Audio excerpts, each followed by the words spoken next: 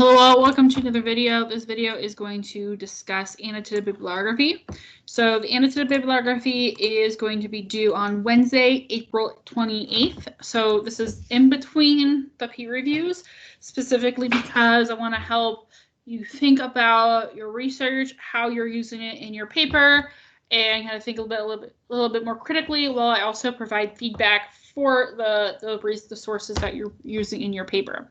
So annotated bibliography is worth 50 points. Again, due April 28th by 11:59 p.m. Before the next peer review. You should write and use MLA format, okay? And so the annotated bibliography should provide 5 sources that you're using in your essay number 3. So this is not just 5 random sources that you found anywhere. These are the same sources that you're ideally using for your essay number 3. You should cite them in MLA format as a works cited citation. And so the goal for me for that is if you are citing them incorrectly, I can comment on them and then you can make those changes before you submit your essay number 3. Okay. Last semester, I told this to so many people. It's so many people who did not make those changes from their annotated bibliography to their essay number 3, and they actually got a lot lower grade because they didn't actually make those changes, and I did not see the improvement or the learning happening. So I can give you that feedback to make sure you're providing correct citations. And then underneath each works cited citation, you should provide at least about a 1 to 2 paragraph annotation that discusses each source's the ideas. So this should summarize each source's ideas, and you provide a brief explanation for how you will use that source in your essay and how or why that source will be useful. So remember, essay number 3 should provide at least 5 sources, credible sources. And I have an example up here, and this example can be found under the Readings tab on the Blackboard, so you can find it there. And this is one of the better annotation edited bibliographies that I've received. So some aspects to keep in mind here that I also have on the assignment sheet. You should provide the works cited citation above the annotation. So it should go citation, annotation, or and so on and so forth. You should also have each citation in alphabetical order based on whatever comes first. So if that's the last name of the author or the article or book title, that's going to be whatever comes first. So that's C, F, and it goes on and on, the alphabetical order. Okay, that's really important too. So you have all of that information. So that's going to be in alphabetical order, just like it should appear in a works cited citation. And then I'm not going to discuss all of the annotations here, but just a few that I want to talk about. This article studies, so this is the students writing. They say the article studies the different variables that would affect the perception of that therapy was helpful in men who are in varying stages of therapy. The student is writing about therapy.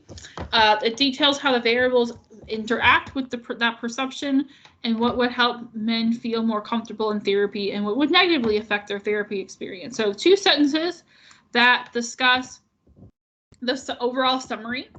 So I have a general idea of what that article is, and you have to really look and read the article, the section of the article, or whatever the source you're looking at in order to understand what it's saying. So what is it saying first? And then also they say, in my paper, I would use this source to demonstrate how individuals have had positive experiences with therapy and how positive experiences may encourage others to try therapy for themselves or loved ones. So this is what the article is saying, and now this is what I hope to do with this source. It's 3 sentences. It's very concise. So if you need to use more than 1 sentence paragraphs, if you want to have 1 paragraph, a summary, and the other paragraph talking about how you're going to use it in your paper, you can definitely do that. There's lots of ways to do it. Some of these are the more concise ones. So even though her paragraphs are short, she's saying that information is really on point.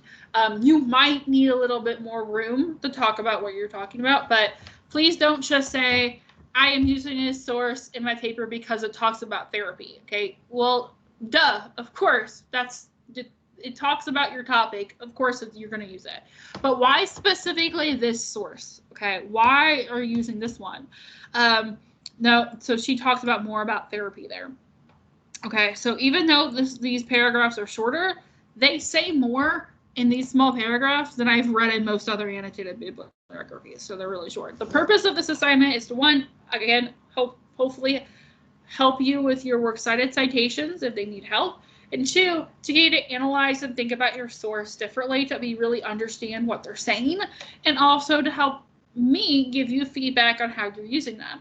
Sometimes I might comment that your sources aren't credible enough, that you need to find new sources. In that case, sometimes from an annotated bibliography, I can understand and think about if you're writing a 5-paragraph essay. I've given feedback on some students before.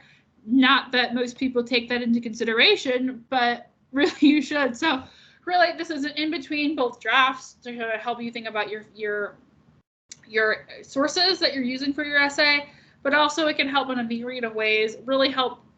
My comments are going to be geared towards how you're thinking about your paper and how you're using these sources for your paper, and that feedback there. So you can use it. Look at this example here too. Again, it's on the Ratings tab of Blackboard. And so you should skim this article to read abstracts, read the first 2 paragraphs. You don't have to read every word of every text you research, but you should read just enough to determine if you use your useful project or not. I know in between peer reviews, you may or may not have all of your sources yet, so you might need to find more information. Some you might already have, so you might not. You probably still in the discovery to find the sources that will end up being in your paper.